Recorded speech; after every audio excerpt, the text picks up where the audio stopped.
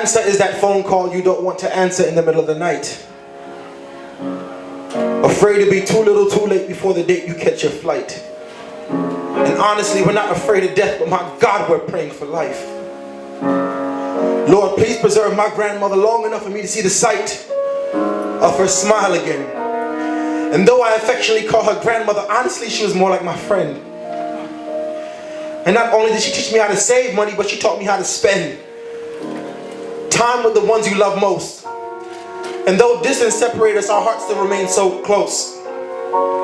So close that when I got to California and found her body lying there too frail for the use of words, I dropped to my knees and rubbed her feet until I could calm my nerves. And when I wasn't rubbing her feet, I sit by her side for hours, syncopating my every breath with hers, hoping that the Messiah that raised Lazarus from the dead would permit another miracle to occur.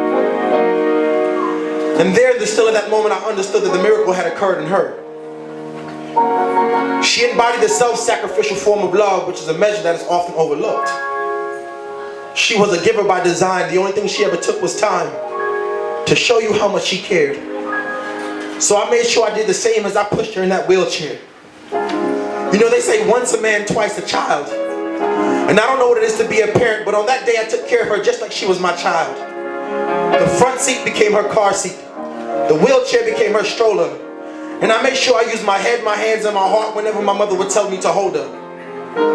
You know, I just want to make sure she got the best that I was able to give.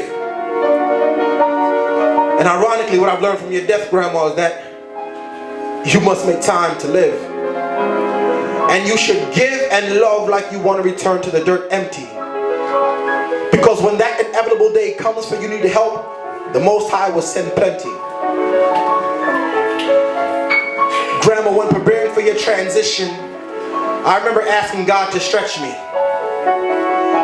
Because I knew that tension indicates distance and direction in which you plan to send me. So stretch me wide, oh God, as you give me this weight to bear.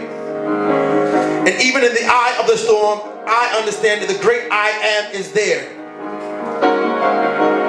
Job well done with the last words you spoke to me, and Lord knows you said that because I needed to hear.